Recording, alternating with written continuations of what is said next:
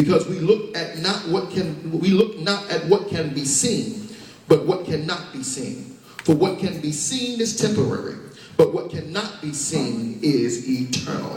I want to preach on the theme, as the Lord shall guide, reboot your resolve. Reboot your resolve. You look at the person next to you and say, get your confidence back. Get your confidence back. Come on, say it a little louder. Get your confidence back. Get your confidence back. They tell me that if you take a man's car, he can live without it. If you take a man's home, he can make it.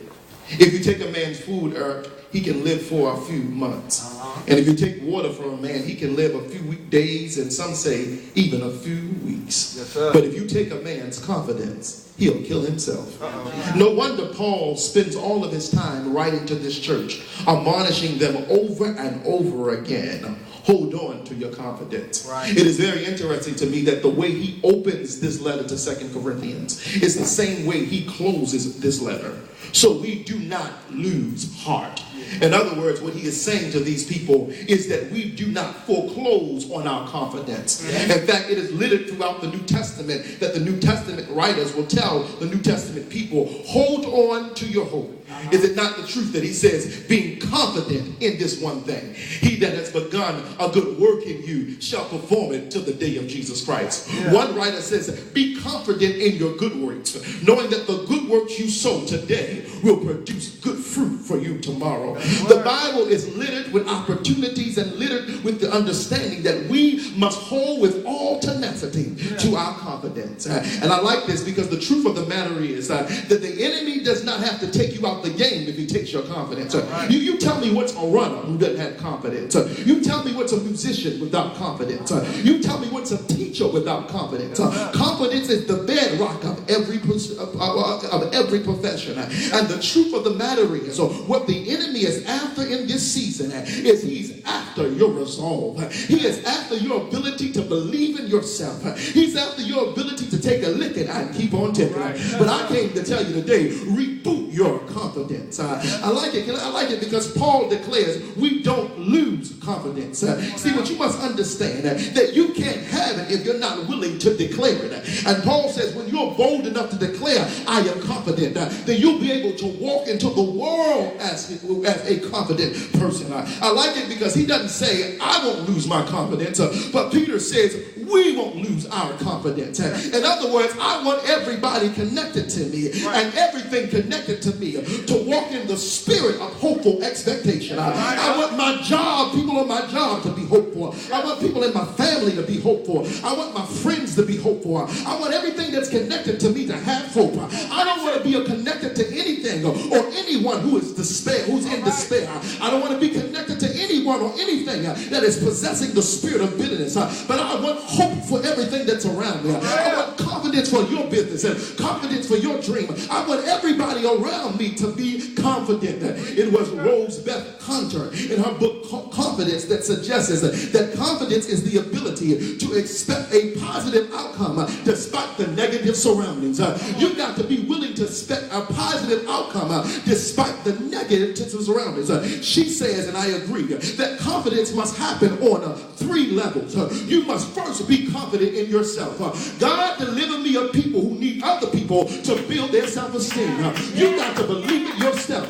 You can't want other folk to believe in you with what you don't believe in. You got to have your own self-esteem. That's why it's called self-esteem. And if you don't believe you can do it, then you can't ask anybody else to believe you can do it. The first level of confidence is confidence in oneself. Tell your neighbor, say, I'm confident. I'm confident that's going to happen for me. But the next level of confidence, Kiko, is not only must you have confidence in yourself, but Cantor says you must have confidence in the team. You must believe that the people connected to me are confident with me. I don't just have confidence in myself, but this morning I got confidence in you. Good God Almighty. I believe that you can do it. I believe that you can make it. I believe that you can be all that God called you. I have confidence in you. You must have confidence in yourself, she says. Confidence in your team, but also confidence in the process. Tell your neighbor, say, trust the process. Everything that God is putting you through through is a part of the process to mature and to strengthen your confidence. But like Paul, many of us are surrounded by circumstances today that seeks to diminish our confidence and snuff out our hope. Many of us are today in situations that seek to assassinate the resolve of the believer. And it's like a JV team. You know, a JV team, a little team, once they lose one game, they begin to throw in the whole season.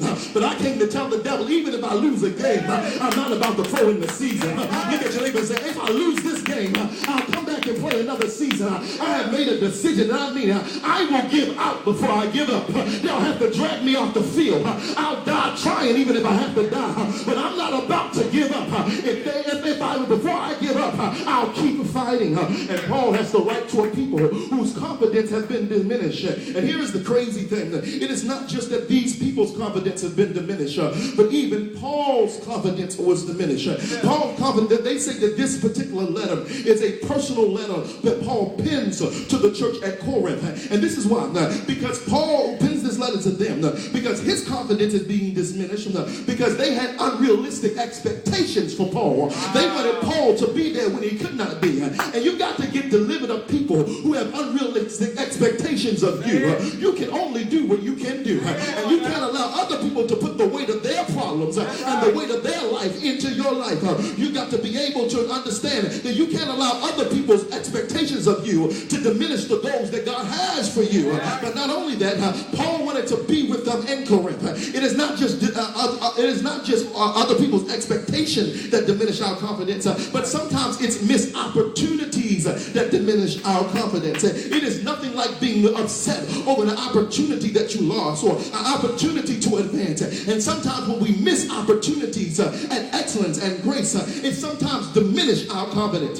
But on this last Sunday of January, God sent me to tell you to restore your resolve, to hold on to your confidence, to regain your hope. And I'm through. There are 3 ways that you're able to hold on to your confidence so that you can walk in 2016 as the embodiment of limitless possibilities. If you're going to walk into the unlimited possibilities, there are 3 ways you get your confidence back. Look at your neighbor and say, reboot your confidence. Reboot your confidence. Number 1, and I want you to write this down. If you're going to reboot your confidence, you must learn to accept the impermanency of life. Tap your neighbor and say, it's temporary. Listen to what the text says, and I'm almost done here. He says, we hold on to our confidence. Even though the outer nature is wasting away, the inner nature is being renewed. Paul is saying things fall apart. Everything that external that lasts forever. And you must learn to celebrate, hear me, you must learn to celebrate the impermanency of life. That nothing good nor nothing bad was meant to last forever. I want to drive this home. I remember standing in the line at Morehouse College on my graduation day, kind of bitter because I had concluded that those were the best days of my life. I had met great friends. I had studied great philosophers. I had built great relationships and great networks. And all of a sudden it was over. And there was the tendency to be nostalgic, to look at the rest of our life through the rearview mirror as if our greatest days were behind us instead of understanding our greatest days are in front of us. And you got to understand no matter what yesterday had for you, you cannot live your life in the rearview mirror. And some of us will never be able to move to tomorrow because we got our foot in the gas looking in the rearview mirror. And when you look in the rearview mirror too long, you're headed for an accident. And some of us are headed for accidents in our life because we spend all of our time looking in the rearview mirror. But everything that happened to you, whether good or bad, it was temporary. I got to put this where you can get it.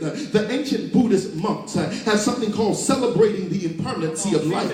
So, Portia, this is what the ancient Buddhist monks do. They spent a whole year building a sandcastle out of color. They say it takes them almost a year to build this sandcastle out of color. It is the beautiful sandcastle you ever seen. They take a whole year to build it. After they build it, they stand back from it, look at it 1 minute, and then they destroy it. And they call it celebrating the impermanency of life. Because no longer how long it took you to build it, it wasn't built to last forever. And then I tell you, you built a marriage, you built a career, you built a friendship, and now you're bitter because it's over. But you got to learn how to celebrate it. And the best way you honor the past is by moving towards the future. I'm not going to lose my mind over what I lost. I told y'all before, I'm not going to lose my mind over over the friends I lost. I'm going to need my mind over the friends I'm about to get. I'm not going to lose my mind over the house I lost. I'm going to lose my mind for the house I'm about to get. But you must learn to celebrate the impermanency of life. Look at your neighbor and say, it was only temporary. And when you learn how to let go, you can reach with intensity towards tomorrow. Okay, let me see if I can put it to you. The story is told of a rich young man. A rich young man is in a department store, Rudy. I feel like preaching today. The rich young man is in a department store, and he sees a poor kid and his mother. The poor kid is standing in awe of this train. He's looking at this train in awe, and the mother says to him, you know we can't afford this train. The rich man goes to the register and says to the clerk, I want to buy that train for the little boy. Can you give the little boy the train? The clerk insists that the man give the train to the little boy. The man didn't want to be recognized, but he said, okay. He walks over to the little boy and hand him the train. The little boy, tears running down his face. Thank you, sir. Thank you, sir. The man says, you're welcome, son, and begins to walk out the door. The little boy was so amazed and so grateful that he dropped the toy as the man began to walk out the door and began to grab the man and says, thank you, sir. Thank you, sir. The clerk says, boy, you're going to lose that toy. You better pick it up. But the boy understood something that the clerk didn't understand. He understood this, that if I got the giver, I can get another gift. So he dropped the gift to hug the giver. And can I tell you, you don't get so attached to the giver. You get attached to the giver. If you got the giver, you can get another gift. But the gift can't give you a giver. I came to tell you that as long as you got the giver, you got the one to help you build that career. You got the one to help you build that friendship. You got the one who helps you get into that school. Hold on to the giver and you can get another gift. Look at your neighbor and say, it's only temporary. And that's what I came to tell you today, that it's only temporary. And you cannot hold on. You cannot keep holding your life looking in the rearview mirror. There are some things that God meant to be for yesterday. And the only way you can, what you have to do is learn to celebrate yesterday and not cry over what you lost. Can I tell you this? But there's some good side to that. Can I tell you the other side of that? If goodness is temporary, then we can therefore conclude that even the bad I face is temporary. So not only are the good things are temporary, but I came to tell you this morning, trouble don't last always. Your troubles are temporary. Your heartache are temporary. It was the great Dr. Martin Luther King who said no lie can live forever. And that the struggles we face today come with an expiration date. I feel like preacher. What you're going to, is there anybody, can you testify? Is there anybody who can tell you about when you look at some of the stuff you cried about 3 years ago, and now you look at it and you say, what was I crying about? Oh, that person you broke up with 4 years ago, now you look at them and say, why I even was with them in the first place? Because guess what? Because time will teach you how to let some things go.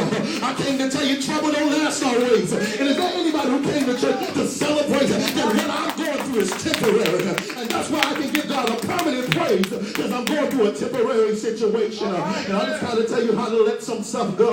Let it go. There's somebody holding on to some unforgiveness, but let it go. It was only temporary. They tell me holding on for unforgiveness is like holding on to a hot coal with the intent to throw it at somebody. In the end, you're the one that gets burned. Let it go. All right. Number one, if you're going to reboot your confidence, you must learn to celebrate the impermanency of life. But number two, can we go deeper? If you're going to reboot your confidence, follow me, you must embrace affliction as preparation. I got to say this. You must embrace affliction as preparation. Paul says this. He says, so we don't lose hope, for this slight and momentary affliction is preparing us for an eternal weight of glory. Your affliction is preparation. How can I put it?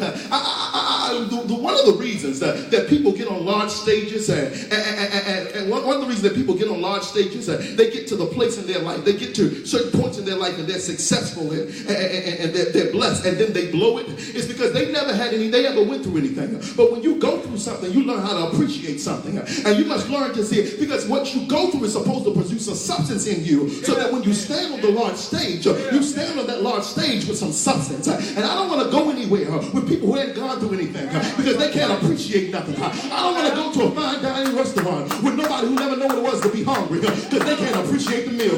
I want to go to people who've been through something, because if you've been through something, you know how to appreciate something. And Paul says, my affliction is preparing me for the eternal weight. I feel like preaching. He says, my affliction is preparing claiming for an eternal weight. Most people lose heart and give up because they have not matured to the understanding of affliction. They see affliction as an attack instead of being affliction as the process towards the goal. All right, I gotta preach. It's like a person who goes to the gym. When you go to the gym and you're under the weight, you don't think that the weight is an attack. You understand that the weight is necessary to produce the body that I'm going through. And so the more weight I am, the bigger the body's going to be. And so the more weight you're under right now, it's because God is trying to work you out so that your body can handle the attack that's coming your way. Paul says you got to see this affliction as preparation for something, for preparation for the next phase of your life. Everything you're going through is preparing you for a greater substance. All right, let me see if I can unpack it. So you lost your loved one. Maybe it's preparing you to devote yourself to those who you love now. So your marriage is on rocks. Maybe it's preparing you to teach you how to communicate through conflict. So you're lonely. Maybe it's trying to teach you the power of self-esteem. Maybe you don't have a job. Maybe it's trying to teach you the skill of entrepreneurship. Maybe you're sick.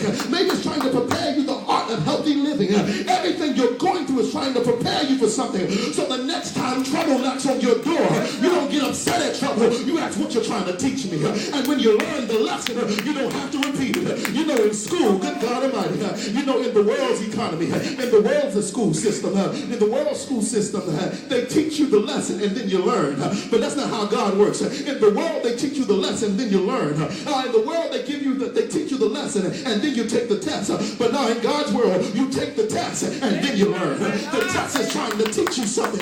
So the next time your heart is broken, that's what God is trying to teach you. He's trying to prepare you for something. And he's not trying to prepare you for materialism.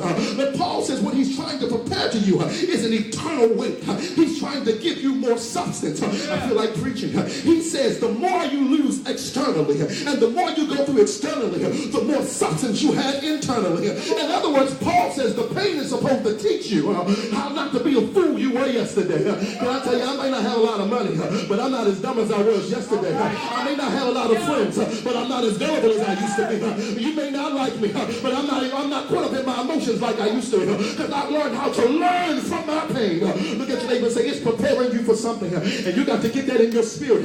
Everything you're going through is preparing you for something, and so you learn how to shout at the door of trouble, because you recognize God is trying to prepare you for something greater than yourself. The old person said there'll be glory after this, and so you don't have to cry over what you're going through, because God is preparing you for something. I got to get out of here. I've held you too long. But number one, if you're going to reboot your confidence, you must, number one, embrace the impermanency of life. You must see your affliction as preparation for something. And here it is, 3, and I'm through. If you're going to reboot your confidence, you must activate the architect instinct.